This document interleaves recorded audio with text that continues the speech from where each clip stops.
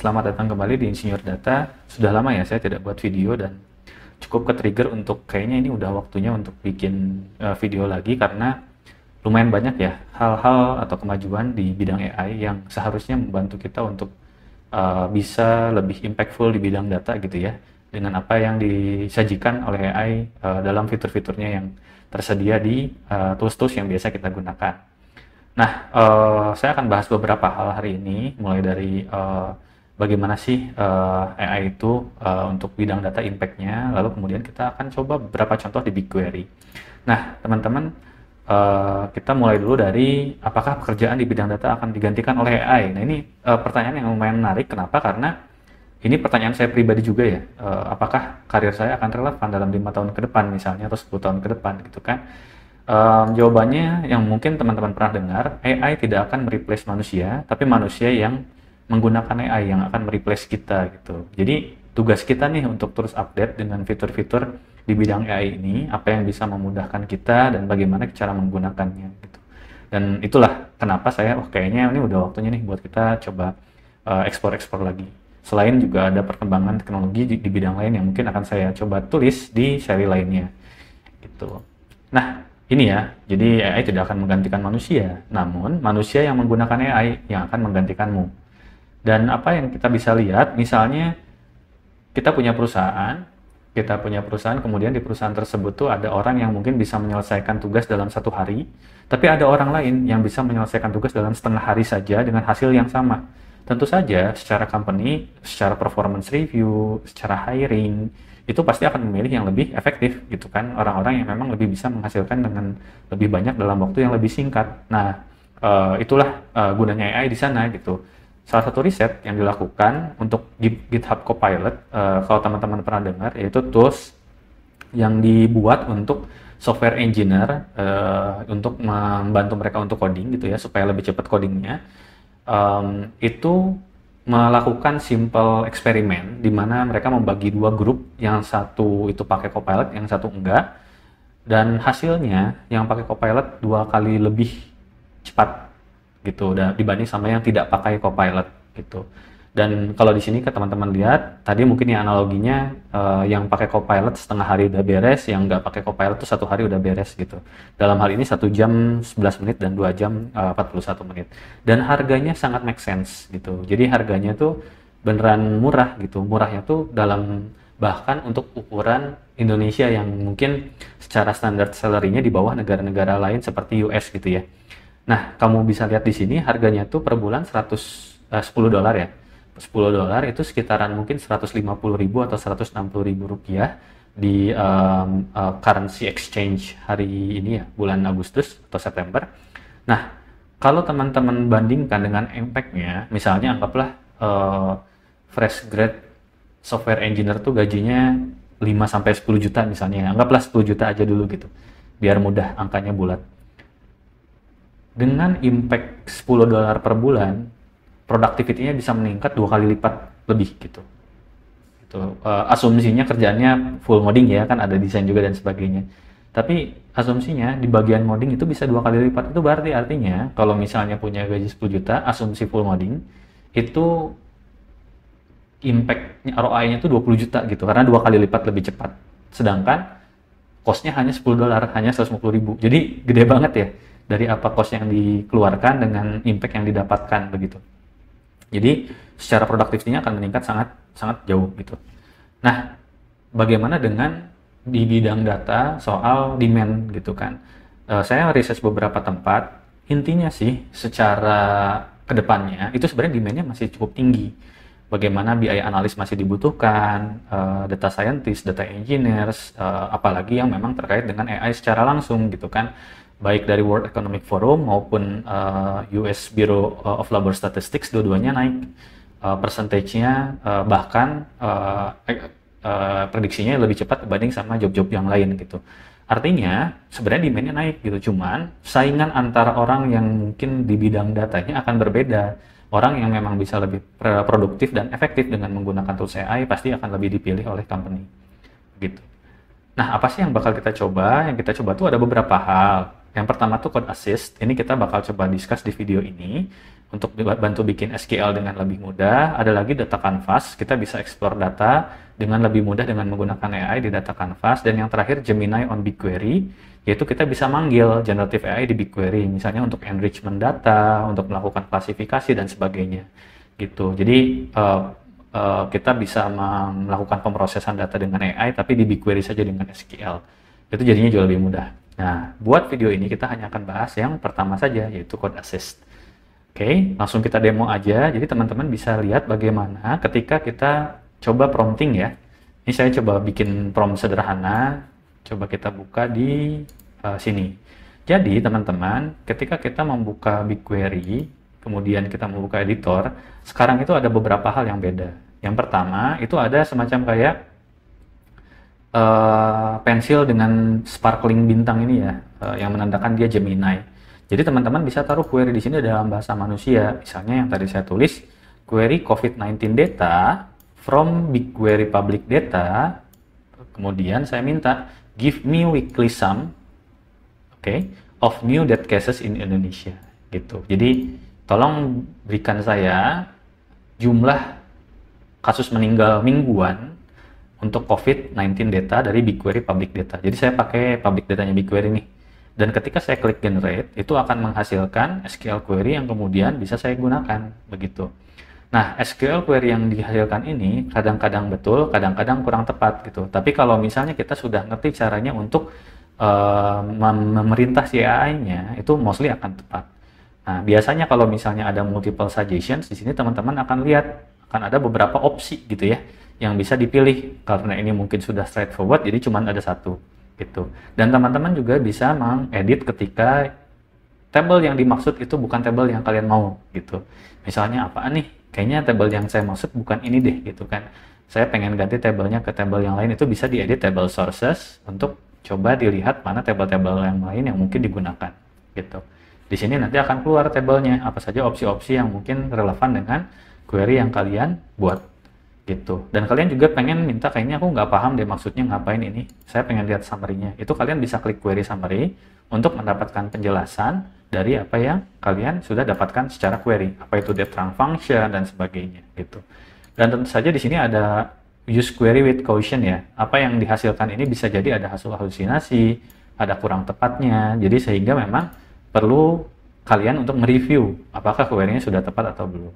Langsung kita coba saja ya hasilnya. Kita masukkan, ketika diklik insert akan masuk ke sini, lalu kita run apakah sudah tepat atau belum.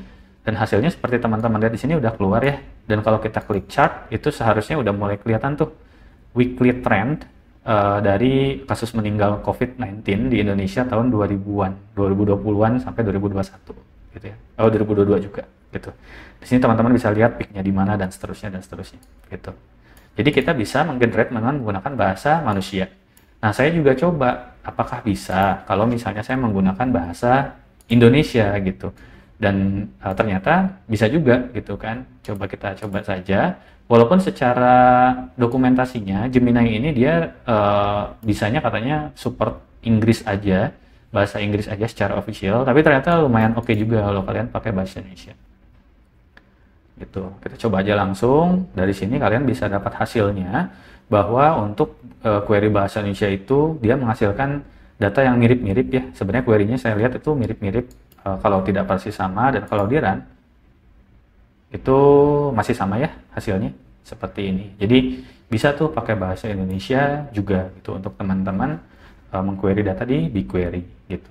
Nah, di sini teman-teman bisa lihat juga bahwa kita bisa menggunakan sebenarnya fitur yang langsung. Jadi kalau teman-teman aku nggak biasa klik, aku pengen mainnya komentar-komentar aja, terus nanti dari sini pengen minta gimana sarannya, itu bisa. Jadi kalau teman-teman bikin komen kayak gini, ketika enter ke bawah nanti dia mulai loading, nanti dia bisa menyarankan apa nih query yang kira-kira make sense untuk langsung teman-teman gunakan gitu. Tinggal di tab aja, terus di run deh gitu. Jadi nggak usah pakai UI juga bisa, cuman ngetik aja prompt, habis itu teman-teman kemudian tunggu dia loading sebentar, nanti udah keluar hasilnya apa yang disarankan oleh si BigQuery-nya itu sendiri gitu.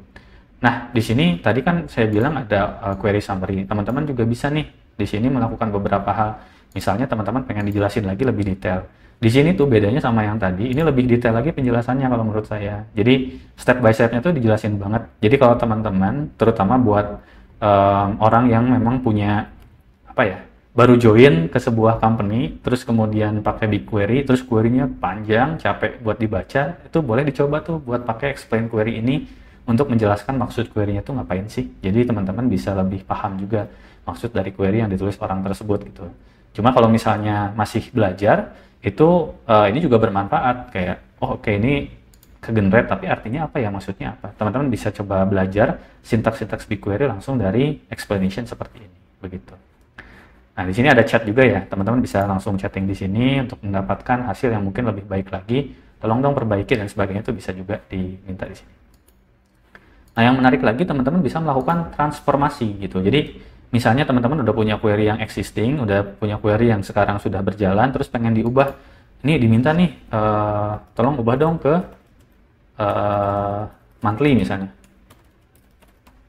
Tuh. Nah, ketika di-generate, menariknya lagi, ketika di-generate ini, teman-teman bakal mendapatkan perbedaan before dan after gitu. Jadi, kalau misalnya kita pakai Git gitu ya, kan suka ada tuh Git diff-nya atau perbedaannya. Ini juga dia menunjukkan perbedaannya di mana, sehingga ketika dirubah oleh AI, kita bisa lebih tahu, oh ini kayaknya udah benar apa belum yang diubahnya itu.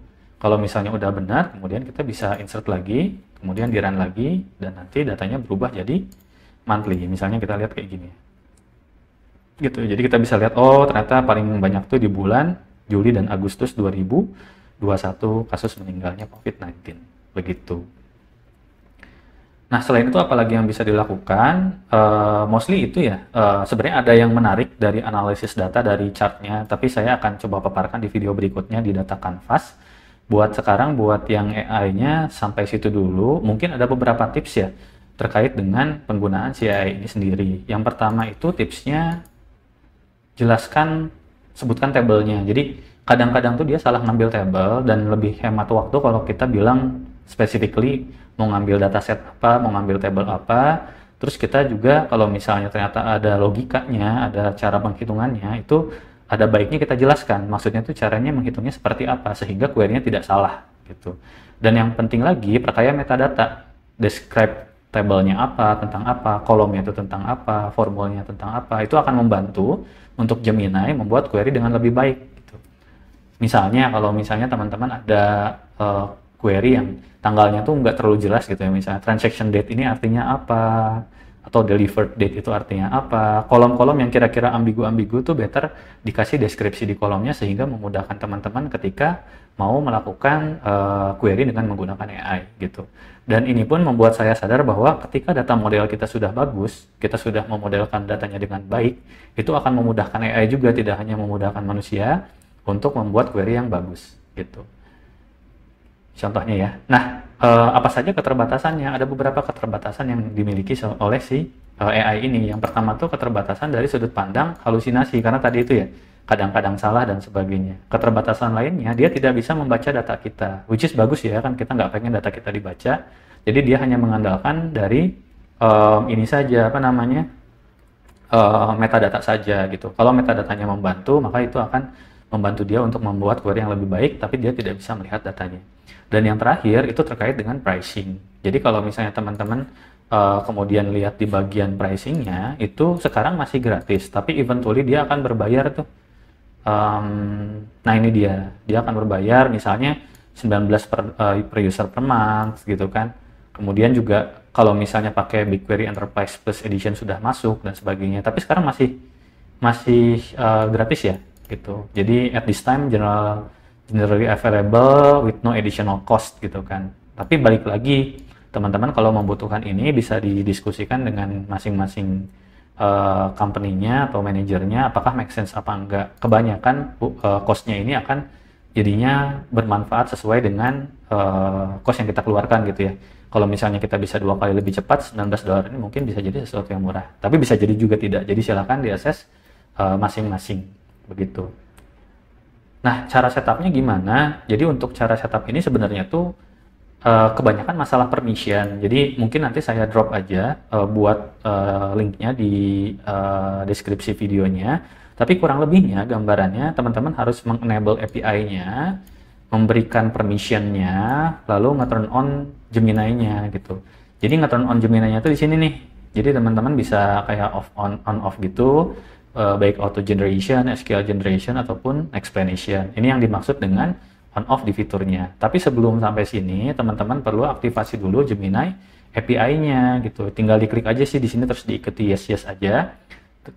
Yang mungkin IAM roles ini akan dibutuhkan ketika teman-teman sudah dalam organisasi yang lebih besar ya, karena biasanya tuh masing-masing orang punya role yang berbeda.